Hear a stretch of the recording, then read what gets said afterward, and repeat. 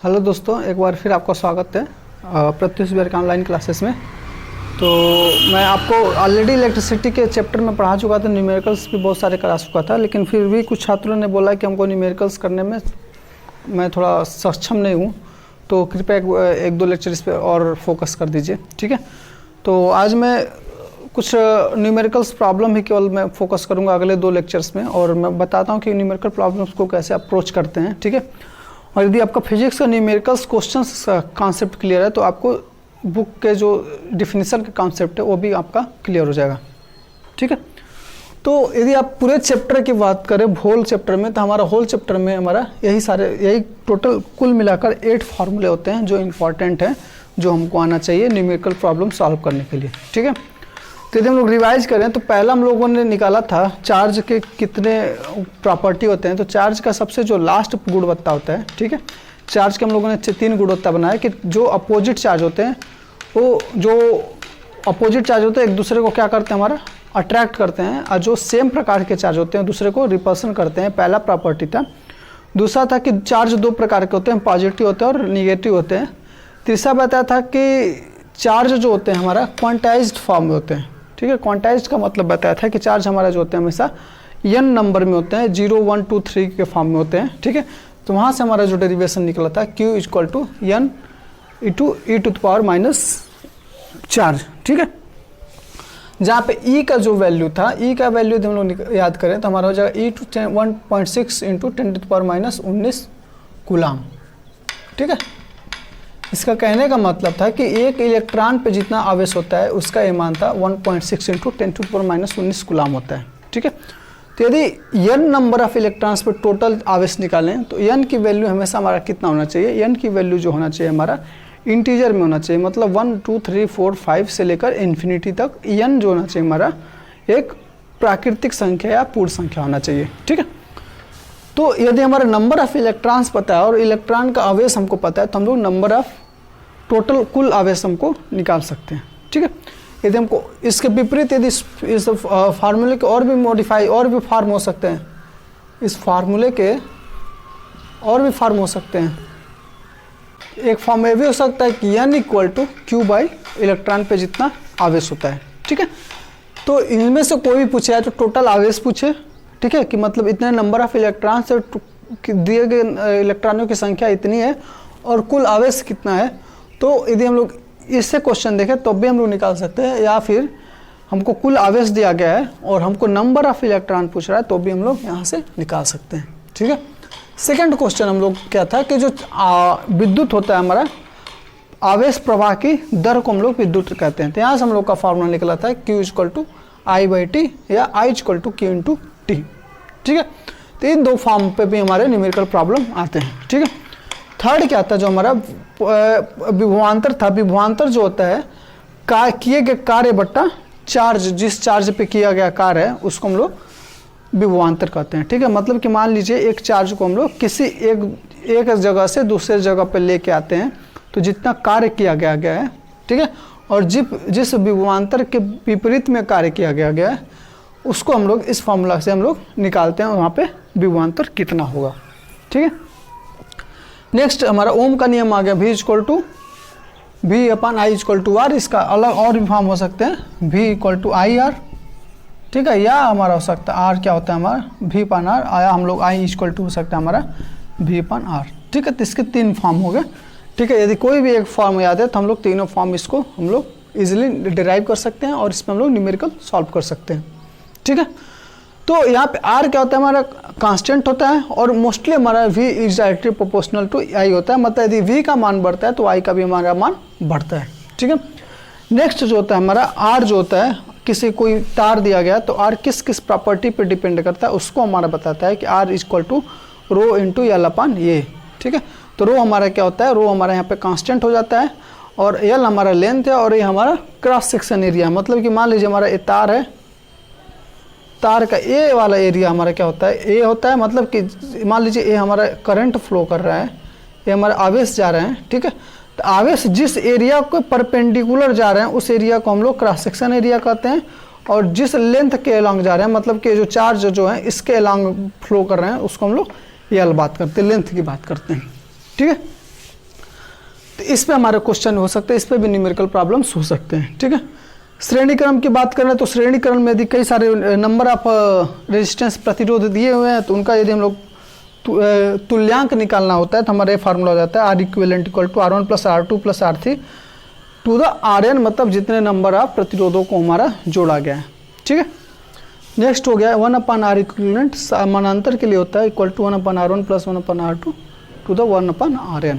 ठीक है, लास्ट यदि हम लोग वर्क के फार्मूला निकालें, किए गए कार्य के निकालें तो हमारा ये फार्मूला हो जाता है V square by R into T, या I स्क्वायर RT या V इंटू Q। ठीक है, ये सारे हमारा रिलेटेड फार्मूला हैं। ठीक है, इसमें से कोई एक भी याद रहा तो हम लोग डिराइव कर सकते हैं, ओम्स लॉ को यूज कर सकते हैं, यूज करके। लाइक एग्जांपल यदि हम लोग यहाँ की बात करें तो V को हम लोग कन्वर्ट कर सकते हैं I इंटू आर में, तो I square into R square, तो I स्क्वायर बट्टा R स्क्वायर को हम लोग कन्वर्ट करें तो हमारे यहाँ पे आ जाएगा I स्क्वायर, और R स्क्वायर से और R नीचे एक R बचेगा तो R से R कट जाएगा, तो हमारा I स्क्वायर RT यहाँ फार्मूला हो गया, ओम्स लॉ को यदि हम लोग यूज करेंगे।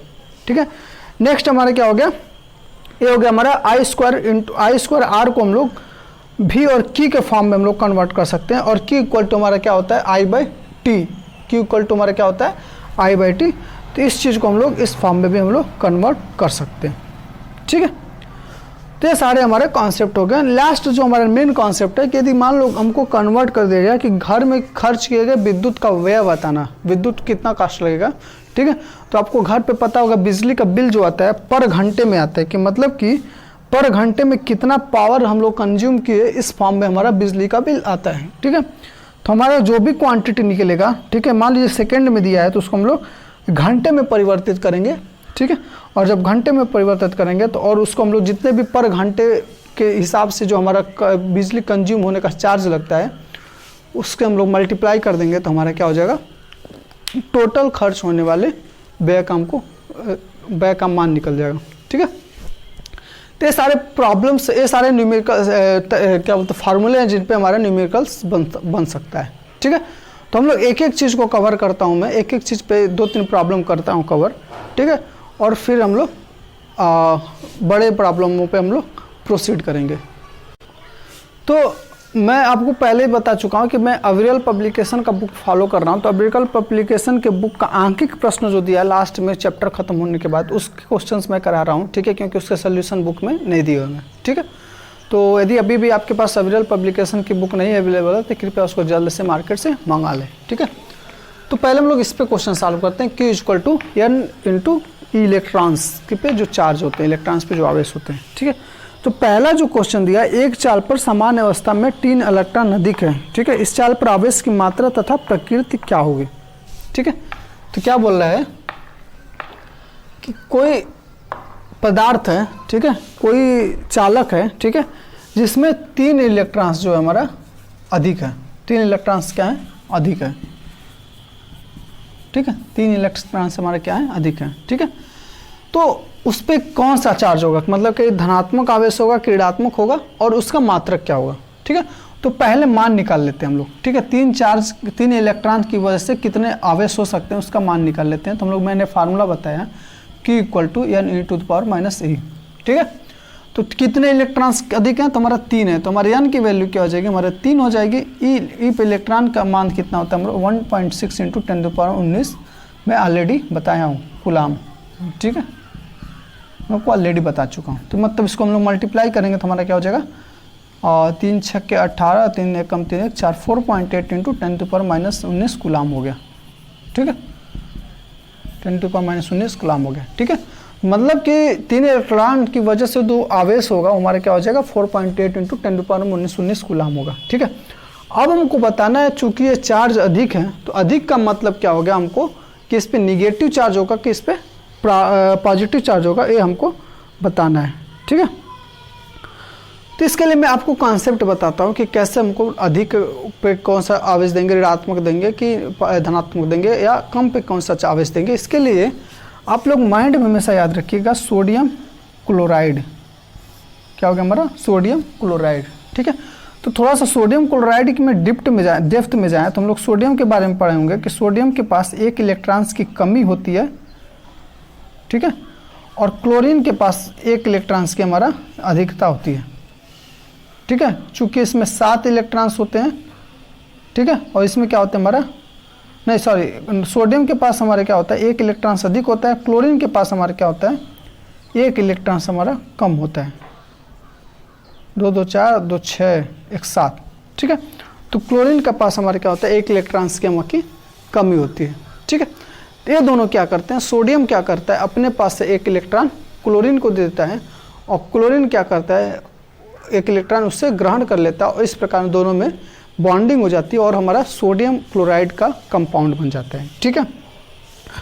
तो यदि हम लोग ऑब्जर्व कर रहे हैं तो सोडियम क्या दिया, इसको हमको 1 इलेक्ट्रॉन दे दिया, और क्लोरीन का हमारा ऑक्टेट पूरा हो गया, इसके पास 8 इलेक्ट्रॉन हो गए, और इसका हमारा ऑलरेडी 1 इलेक्ट्रॉन ज़्यादा था तो इसके भी ऑक्टेट हमारा कंप्लीट हो गया, ठीक है।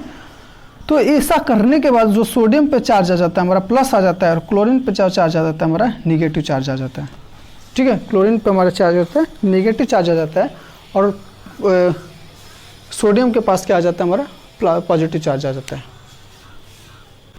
मतलब क्या हुआ हमारे पास कि इसके पास 1 इलेक्ट्रॉन एक्स्ट्रा, मतलब 1 इलेक्ट्रॉन कहीं से ये ले रहा है, क्या कर रहा है 1 इलेक्ट्रॉन कहीं से ग्रहण कर रहा है, और ये इलेक्ट्रॉन कहीं से दे रहा है, ठीक है।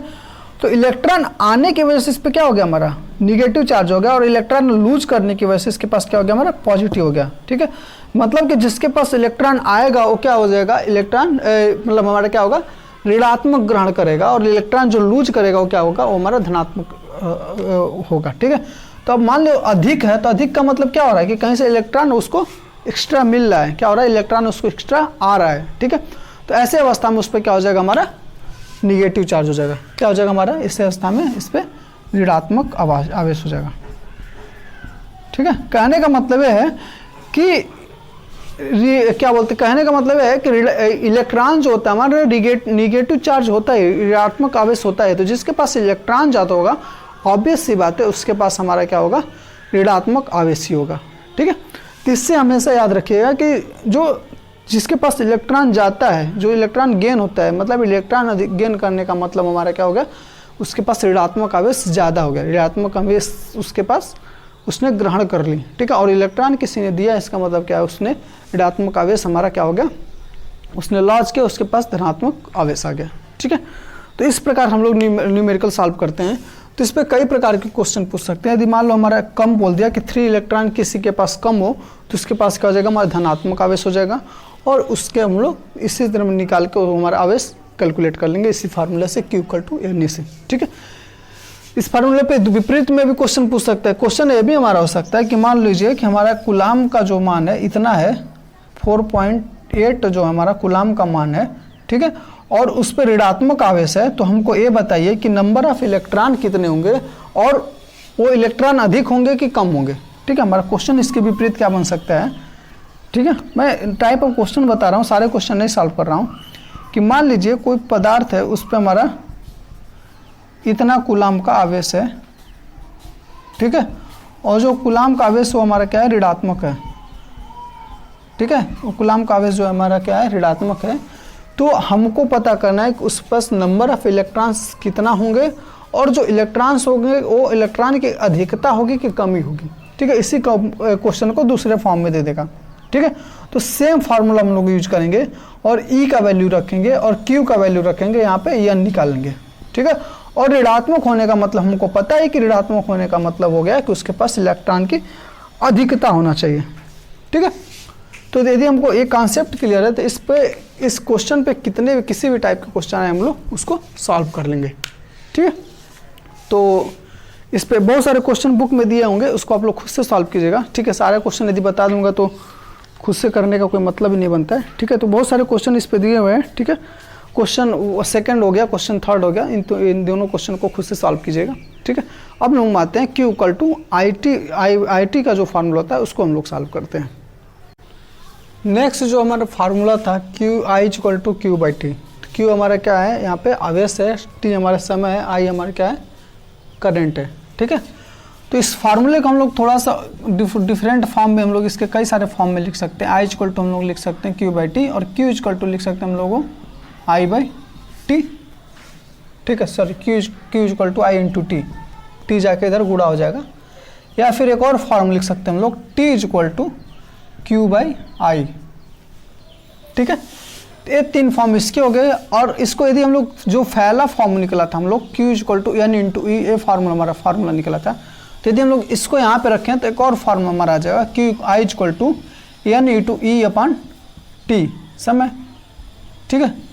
या फिर हम लोग इसको यहाँ पे भी लिख सकते हैं N × E = I × T, ठीक है। या फिर हम लोग इसको ऐसे भी लिख सकते हैं हम लोग T = Q/N × E, ठीक है, ठीक है। तो सारे टाइप के क्वेश्चन हमारे बन सकते हैं, ठीक है। टोटल इतने टाइप के हम लोग क्वेश्चन बना सकते हैं, ठीक है। इतने टाइप के मतलब टोटल 6 टाइप के क्वेश्चन हम लोग बना सकते हैं, ठीक है। इसमें से ज़्यादा से ज़्यादा क्या करेगा, इन 3 में से 2 क्वांटिटी देगा, 1 पूछ लेगा। यहाँ पे भी हम लोग 2 क्वांटिटी देगा, 1 पूछ लेगा, ठीक है। इसमें क्या कर सकता है, हमारा 4 क्वांटिटी में से 3 क्वांटिटी देगा, हमको 1 पूछ लेगा, ठीक है। तो इसमें से 6 टाइप में से कोई भी एक प्रकार का क्वेश्चन पूछ सकता है। तो आपको कन्फ्यूजन होने की ज़रूरत नहीं है, आपको ए फार्मूला और ए फार्मूला याद है तो हम लोग कोई भी क्वेश्चन कर सकते हैं, ठीक है। तो आपका जो इस पे क्वेश्चन में यदि बुक की बात करूँ तो बुक में 4th question, 5th question, 6th question, 7th question, 8 question, ठीक है, 8 क्वेश्चन हमारा 4 से लेकर 8 क्वेश्चन सारे हमारा इन फार्मूलों पे हमारा दिया हुआ है, ठीक है। इसमें से मैं एक क्वेश्चन बताता हूँ, आप लोग ये चारों क्वेश्चन खुद से अटेम्प्ट करने की कोशिश कीजिएगा, ठीक है। तो यदि हम बात करें तो मैं 6th क्वेश्चन करता हूँ। 6th क्वेश्चन में हमारा ए फार्मूला यूज होगा, ठीक है। 6th क्वेश्चन में हमारा ए फार्मूला यूज होगा। तो ये फार्मूला कैसे आया ये आपको पता होना चाहिए। सिंपली में I = Q/T होता है, Q = ए फार्मूला होता है N × E, इसको मैं पुट कर दिया तो हो जाएगा I = NE/T, NE = I × T। यहाँ से हमारा केवल Q के वैल्यू पे हम लोग ये रख दिए हैं, ठीक है। ऐसे हमारा 6 टाइप के क्वेश्चन बन सकते हैं। तो मैं इसमें से एक क्वेश्चन बताता हूँ। 6ठा क्वेश्चन जो है, 6ठा क्वेश्चन क्या बोल रहा है उसको मैं बताता हूँ। किसी विद्युत चालक में बहने वाली धारा की गणना कीजिए जिससे प्रति सेकंड 50 × 10⁻18 मुक्त इलेक्ट्रॉन्स गुजर रहे हैं, ठीक है। ये हमारा क्वेश्चन दिया है, ठीक है। तो हमको धारा बताना, धारा का मतलब क्या हो गया, I हो गया, मतलब कि हमको I का मान ज्ञात करना है, ठीक है। तो सबसे पहले हम लोग लिख लेते हैं हमको क्या क्या ज्ञात करना है और हमको क्या क्या दिया हुआ है। तो हमको धारा ज्ञात करना है, मतलब कि हमको I का मान ज्ञात करना है, ठीक है। जिससे प्रति सेकेंड 50 × 10⁻18 मुक्त इलेक्ट्रॉन्स फ्लो कर रहे हैं। तो नंबर ऑफ इलेक्ट्रॉन्स का मतलब मैं क्या बोलता हूँ, N होता है, मतलब कि N जो है हमारा 50 × 18 इलेक्ट्रॉन है, ठीक है। कितना इलेक्ट्रॉन हमारा प्रभावित हो रहा है कितने सेकंड में, हमारा प्रति सेकंड में, मतलब कि समय जो हमारा T जो हमारा कितना दिया हुआ है, 1 सेकंड दिया हुआ है, ठीक है। ये हमको ये सारी चीज़ें दी हो गई, हमको I निकालना है, N हमको दिया हुआ है, T दिया हुआ है, ठीक है। और हमको हमेशा याद है कि एक इलेक्ट्रॉन पे आवेश कितना होते हैं, एक इलेक्ट्रॉन पे आवेश कितना होते हैं ये हमको पता है 1.6 × 10⁻19 कूलाम आवेश होते हैं, ये हमको पता है, ठीक है। पता है, नहीं तो बुक में ये चाहे क्वेश्चन के साथ में हमको दिया रहेगा हमेशा, ठीक है। तो हमको I निकालना है, N का मान पता है, T का मान पता है और E इलेक्ट्रॉन का मान पता है, ठीक है। तो I इसमें से कौन सा फार्मूला यूज हो सकता है हमारा जिससे हमको I निकल जाए। तो यदि हम लोग पहला फार्मूला देखें NE/T हमारा ये फार्मूला यदि हम लोग यूज करें तो हमारा I निकल जाएगा। तो N कितना हमारा 50 × 10⁻18, ठीक है। T कितना हमारा 1 सेकेंड और E कितना हमारा 1.6 × 10⁻19, ठीक है। तो 10⁻18 प्लस इसको हम लोग ऐसे सॉल्व करते हैं। यदि हम लोग इस दोनों टर्म को सॉल्व करें तो यदि दोनों का नीचे वाला टर्म सेम हो, मतलब 10 बराबर हो, तो ऊपर वाले टर्म को हम लोग ऐड कर देते हैं। तो 18 प्लस -19 करेंगे तो यहाँ पे हमारा क्या हो जाएगा, -19, मतलब कि 10⁻1, ठीक है। और 50 × 60 करते हैं तो 16 5 80 और 50 में 0 है 0 और 1 दशमलव के बाद हमारा 1 0 के बाद हमारा दशमलव लग जाएगा इंटू 10⁻1, या फिर इसको हम लोग ये भी लिख सकते हैं 80 × 10⁻1 का मतलब 8 एम्पियर, ठीक है। मतलब कि इतना इलेक्ट्रॉन यदि पर सेकंड फ्लो कर रहा है तो हमारा टोटल जो करंट फ्लो करेगा, जो धारा बढ़ेगी, उसका मान होगा हमारा 8 एम्पियर होगा। ठीक है, तो ऐसे हम लोग क्वेश्चनों को सॉल्व करते हैं। ठीक है, तो आशा करता हूँ कि हमको इस टाइप के क्वेश्चन आप इस टाइप के क्वेश्चन सॉल्व कर देंगे। ठीक है, तो सबसे पहले मतलब मैं अप्रोच जो बता रहा हूँ कि हम लोग क्या करेंगे, सबसे पहले हम देखेंगे हमको क्या निकालना है। ठीक है, फिर स्टेटमेंट जो दिया रहेगा उस स्टेटमेंट से समझेंगे कि हमको क्या क्या दिया हुआ है। ठीक है, हमको इसका मान हमेशा याद रखना चाहिए। ठीक है, ये एक इलेक्ट्रॉन पे आवेश का मान हमारा जो होता है 1.6 × 10⁻⁻19 कूलम होता है, ये हमको याद रखना चाहिए। ठीक है, तो इस पर फोर्थ से लेकर 8 तक के क्वेश्चन अविरल पब्लिकेशन के आप लोग सॉल्व कर लीजिएगा। अविरल पब्लिकेशन में 1 से लेकर 4 से लेकर 8 क्वेश्चन तक सेम टाइप के हैं। इसमें से कोई भी एक फार्मूला यूज होगा, और फार्मूला यूज करने का तरीका क्या है कि इसमें से कोई एक चीज़ नहीं दिया रहेगा और बाकी 3 चीज़ें दिया रहेगा, चाहे एक चीज़ नहीं दिया रहेगा, बाकी 2 चीज़ें दिया रहेगा। ठीक है, तो इससे अधिक डिफ़िकल्ट क्वेश्चन आपको 10th में नहीं पूछेगा। ठीक है, इसी में से कोई फार्मूला एक यूज करना है। और फार्मूला याद करने का तरीका क्या बताएं, आपको ये फार्मूला याद होना चाहिए, हमको ये फार्मूला याद होना चाहिए। यदि ये दोनों फार्मूला याद है तो हम लोग कोई भी फार्मूला खुद से डेराइव कर सकते हैं। ठीक है, नेक्स्ट क्वेश्चन हमारा क्या होता है, ओम्स लॉ पे आ जाते हैं। नेक्स्ट क्वेश्चन जो होता है हमारा ओम्स लॉ पे आता है। तो नेक्स्ट क्वेश्चन जो हमारा होता है ओम्स लॉ पे बनता है, जो होता है हमारा फार्मूला V/I = R। V हमारा होता है वोल्ट होता है, I जो होता है हमारा करंट होता है, और R जो होता है हमारा प्रतिरोध होता है। ठीक है, तो इसका भी आगे मॉडिफाइड फार्मूला बन सकता है। यदि हम लोग इसको मॉडिफाई करें तो हमारा क्या हो जाएगा, I = हो जाएगा हमारा V/R। R इधर आ जाएगा, I उधर चला जाएगा, या फिर हमारा V = हो जाएगा I × R। ठीक है, V = हो जाएगा हमारा I × R। ठीक है, तो इन तीनों में से कोई भी फार्मूले पे क्वेश्चन हमारा पूछ सकता है। ठीक है, जिसमें से 2 चीज़ दिया रहेगा, हमको एक चीज़ पूछेगा। ठीक है, या फिर हम लोग इसको मॉडिफाई करें, I = Q/T होता है, तो हम लोग इसमें भी पुट कर सकते हैं। तो हमारा क्या हो जाएगा, I = Q/T